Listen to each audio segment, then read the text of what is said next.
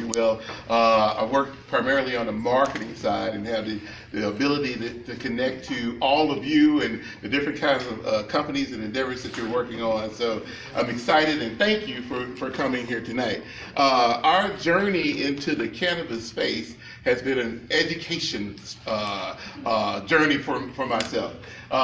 We were looking at taking the negative stereotype of marijuana, if you will, and cannabis, and eradicating that. And that's no easy job, because that is something that has been going on for 80 plus years, if you will, right? And we all know why that's been going on. But we had to do a deeper dive to kind of understand what the impact was going to be to not just people of color, okay, who are often kind of left out of this story, especially when they're emerging markets, not just in the cannabis space, but just emerging markets, period. Like, who knows anything about Bitcoins? Probably a few of us, right? But it's not mass knowledge. Right. And so our job now was to go out and find the people, the resources, and bring them to the table. So not only are we educated about the cannabis industry as it is emerging in Missouri, and it just blows my mind when I am talking to legislators. Thank you, Representative Carla May, for being in attendance tonight.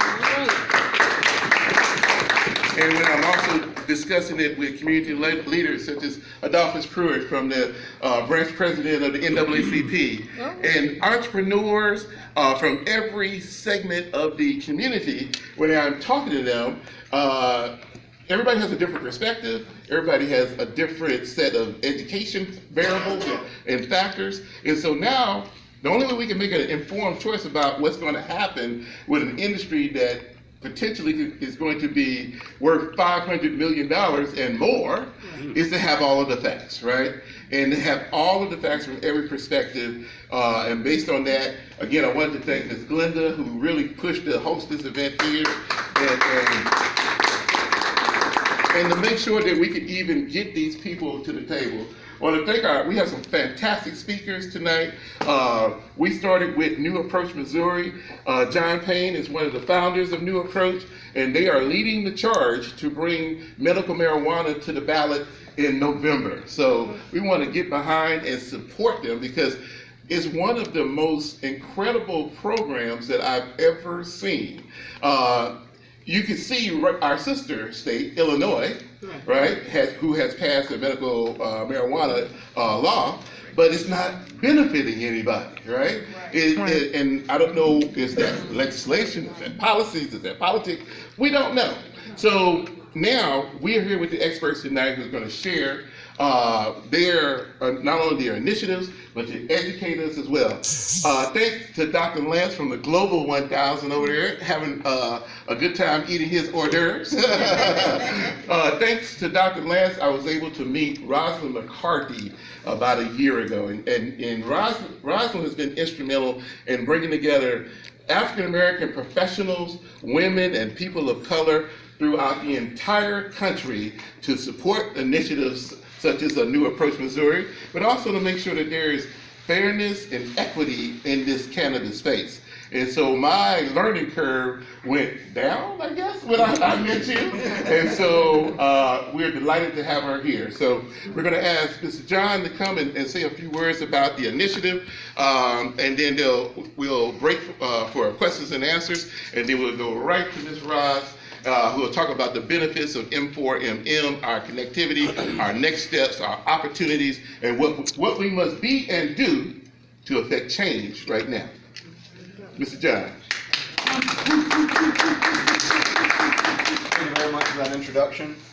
So my name is John Payne. I am the campaign manager for New Approach Missouri. I'll keep my formal remarks fairly brief. I used to teach high school, and so I know that you can lose an audience very quickly if you ramble on too much, so try to keep it short and to the point, and then take your questions.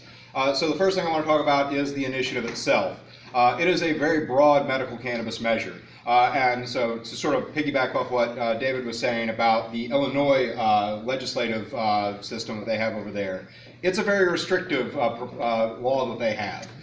For instance, it does not allow chronic pain as a qualifying condition. in most states, chronic pain patients make up about 80 to 90% of the patient base. So the problem that they have is they, one, don't have a whole lot of licensees, but even the licensees they do have aren't able to sell a whole lot of the product that they're cultivating because there's no patients to sell it to.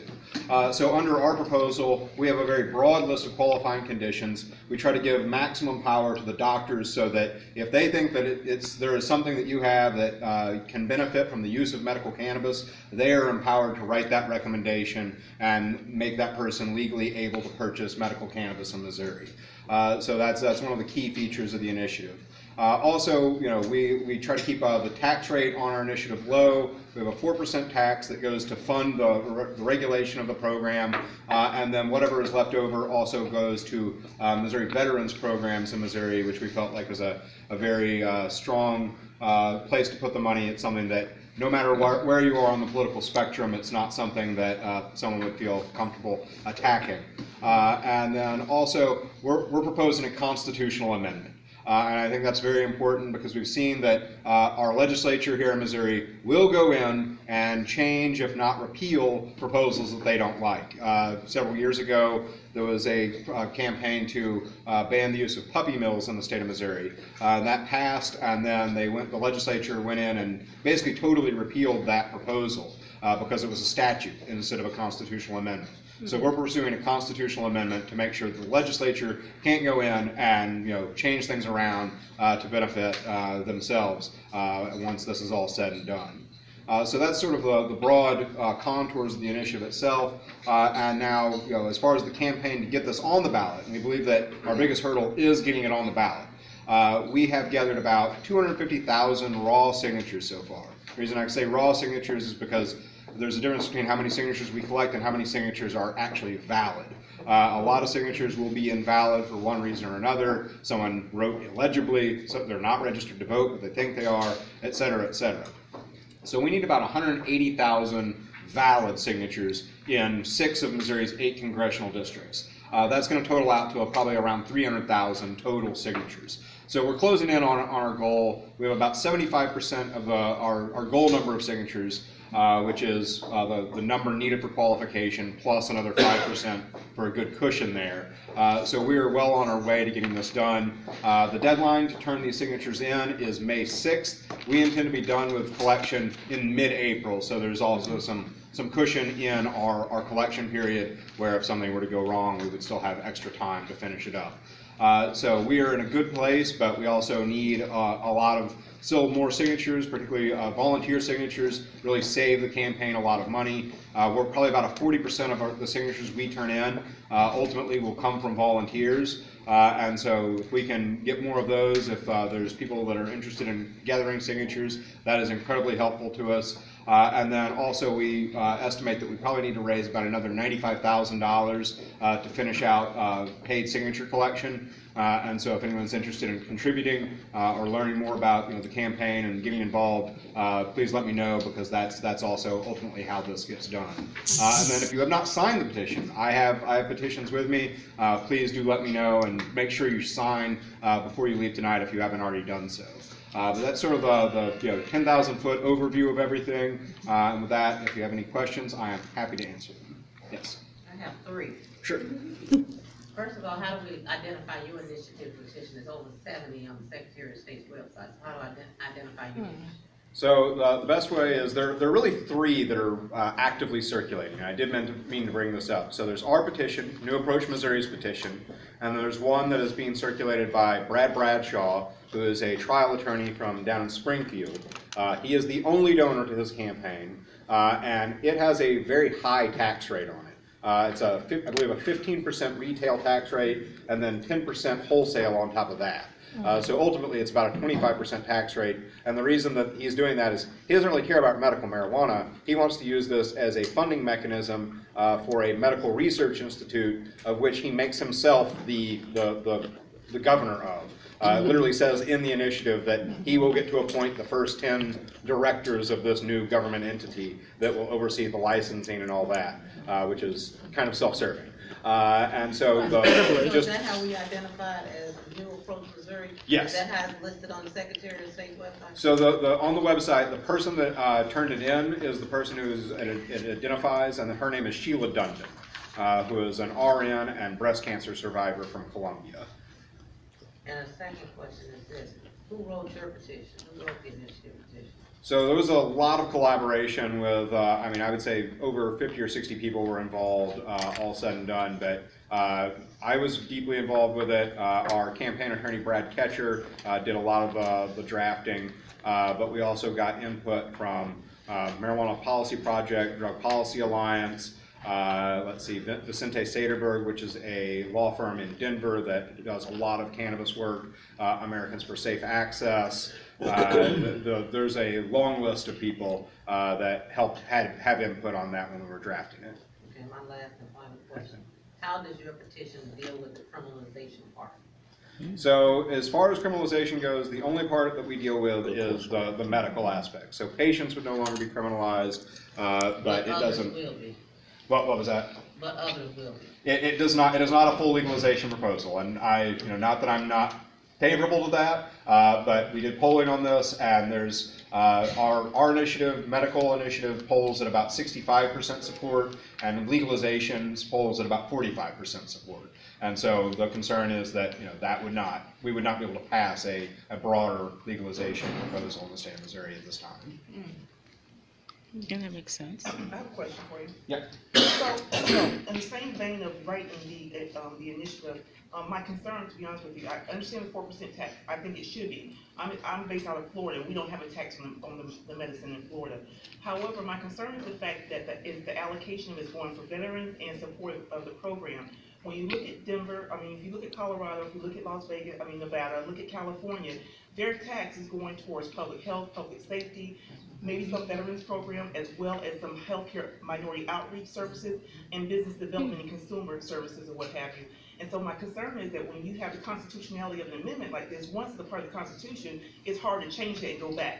So we want to see, especially knowing that you need these African American and Brown American signatures to help this pass for New Missouri, is it too late to maybe make that more general in regards to where that 4% is going to go? Wait until the bill passes and then let the regulatory body decide on where that money is going to be allocated out. Because I will tell you this, Denver did, and Denver is medical and recreational, but they did $38 million in tax revenue in 2016. And so $38 million for a population of 600,000 people, if we do the math for Missouri, just only on the medical, that's a lot of money that could be helping a lot of different areas.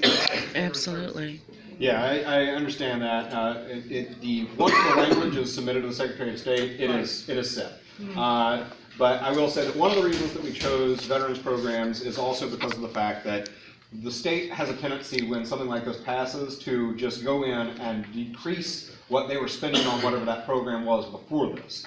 And there's not very much the state actually spends on veterans programs currently. It's only a few $1,000,000. So this will increase the amount that is allocated by that by the state. However, if we were to put it to some other programs that are funded, that have more funding than this would allocate, they could just decrease the amount that they're already in statute and basically make it a wash, and then put that money elsewhere. So that was a concern. But I know that's a concern, but yet you still, I mean, I guess at this point it's kind of moot to have the conversation because you can't change it. But that is a concern, because if you are generating that much in taxes and 4%, and you're having the math, and no disrespect to veterans, and that is not where my concern. I do support that and knowing that an initiative. But you're going to have a serious, when you roll out a program like this, and I'll be honest with you, public health, public education. Definitely. We have challenges now in Florida to get dollars just to educate people who are appropriate for a medical marijuana card.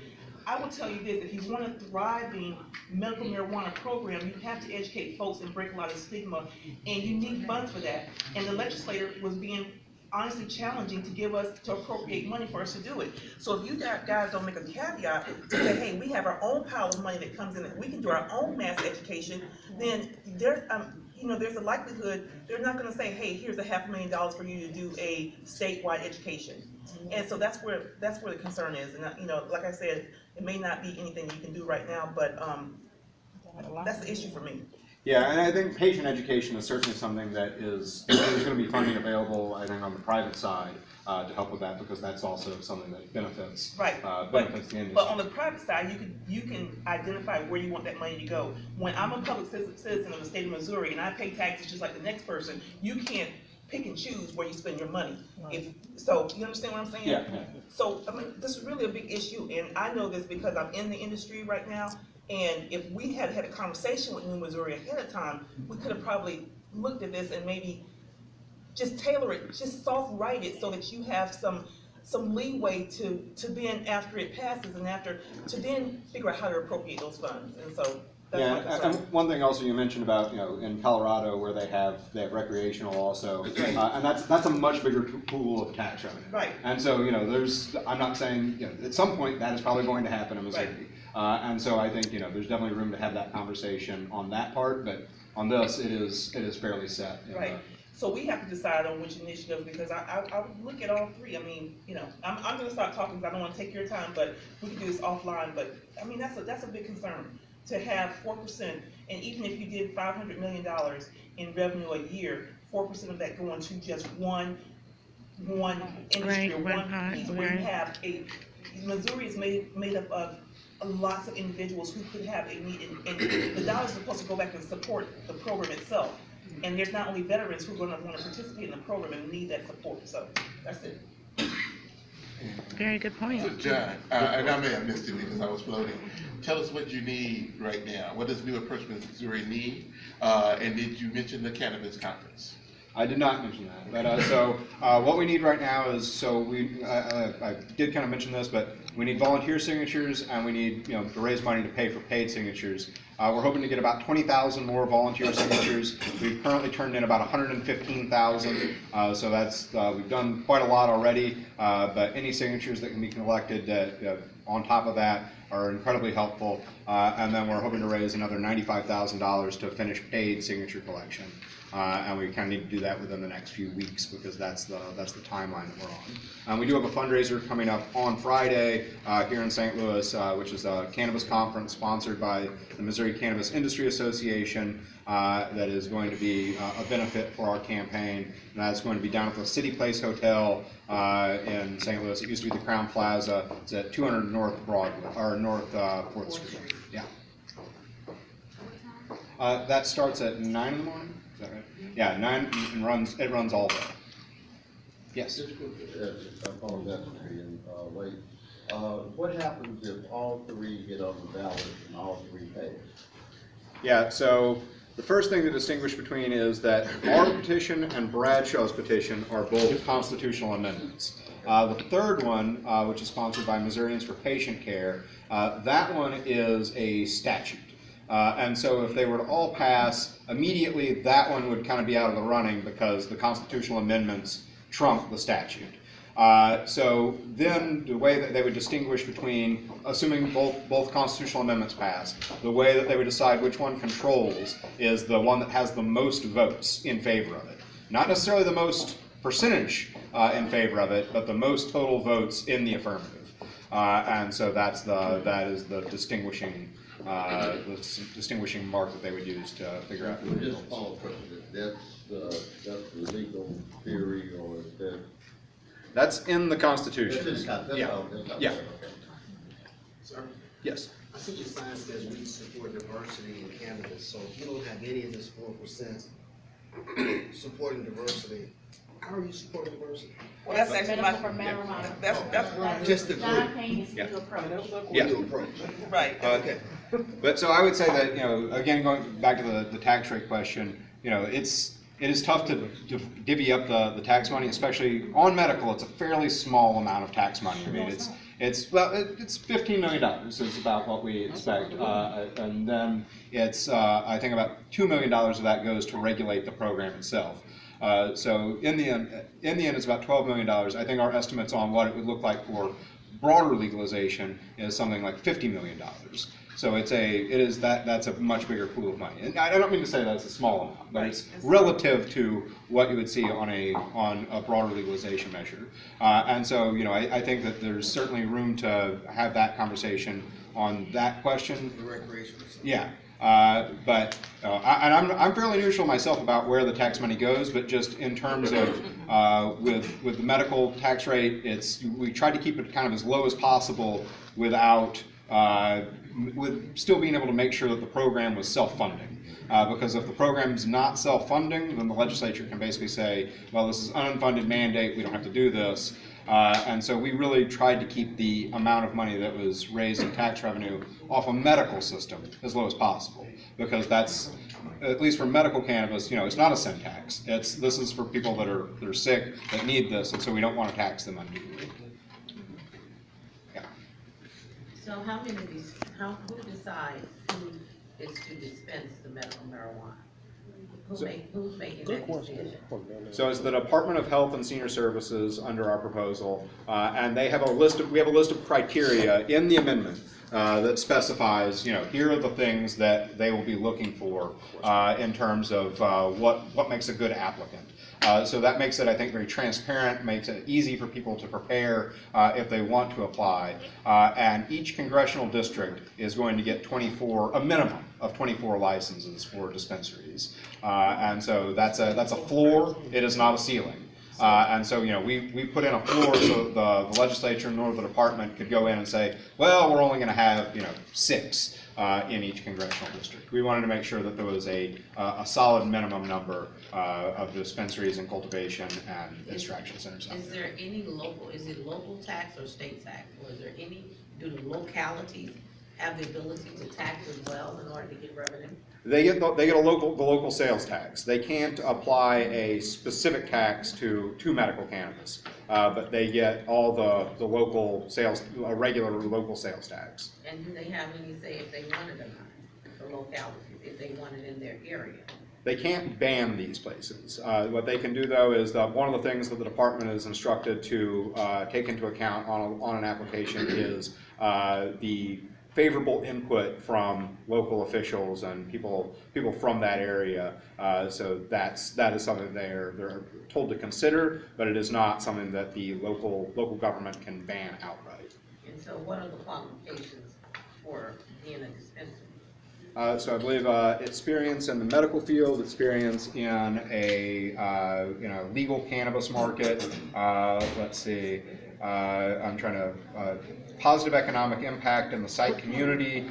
Let's see. If I can grab a petition real quick, I can read them all. No, you can have a dispensary without being a doctor. That's fine. Anything on diversity? Do you have it broken down, like you got a dispensary? Mm-hmm. What about who's going to the cultivating and the growers?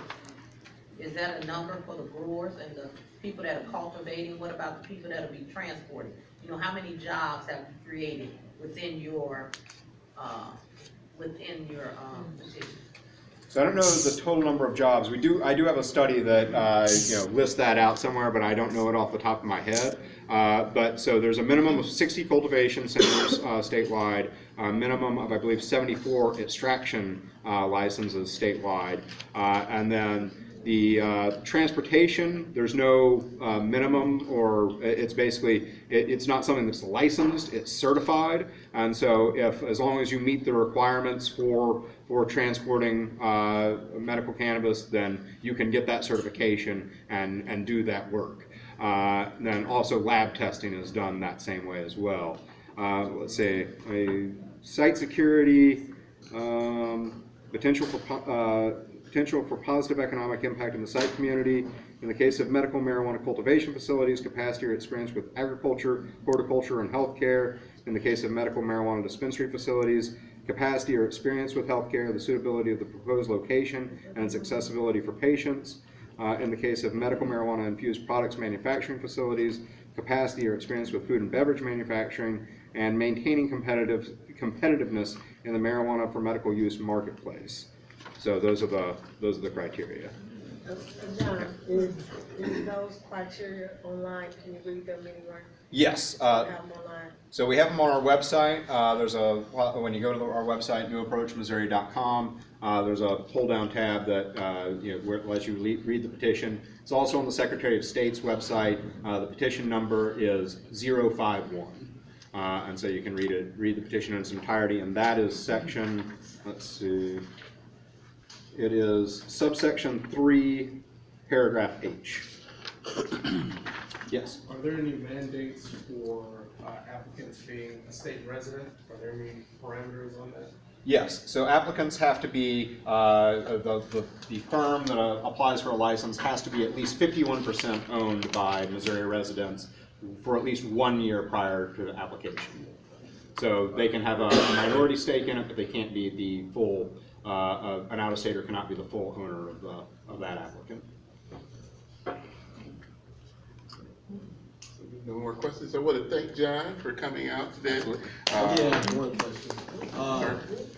Excuse me, I'm sorry. Will there be any language that protects, well, you're saying we're not dealing with the legalities right now, the legalization, so that's going to exclude anybody that's a convict or that has possession charge or anything?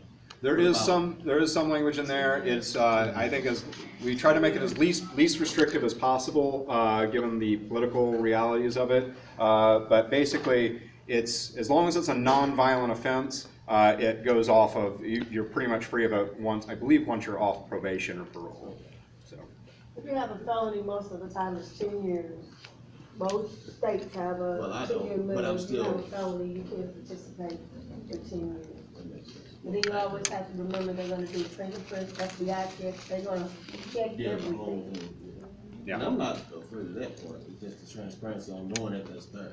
I mean, the millennials need to know that. We don't know what we're dealing with. To be quite honest, I'm from Walnut Park, and there's people that want to stop living the lifestyle that we live in. So I'm trying to get young guys going out the streets, you know what I mean? Absolutely. This stuff is important. Right. Absolutely. Come on. Great point. So once again, I wanted to thank John for coming in and sharing with us. As you see, the road to inclusion is based on having information, right? Absolutely. So anyone who came in late, I just want to make sure there should be a sign-up sheet that is floating around. So make sure that we get your contact information. We're going to be sharing additional information. You can do a deeper dive with New Approach Missouri. They have a meet and greet tomorrow at Llewellyn's Pub down in the Soulard Market. And I've sent a meeting notice, if you will. It's a pre-cannabis conference mixer, if you will. So if you want to do a deeper dive, you can connect that. But also the cannabis conference itself on Friday should be extremely informative. Mr. Pruitt is going to be speaking there about diversity and inclusion and making sure that we have a voice in this space. So I think Roz has already started. So without further ado, I introduce you Roz Basarki, Executive Director of M4MM National. And Thank you so much, ladies. Thank you, guys. Thank you. Thank you. Thank you. As you can see, I'm pretty passionate about this. And so why do you pursue something in life without passion, right? Absolutely. I'll tell you, I started this organization because 13 years ago, I lost my mother to breast cancer. When I was a teenager, my father was diagnosed with glaucoma, lost his eyesight, ended up having a mental breakdown, bipolar, schizophrenia, he was never the same.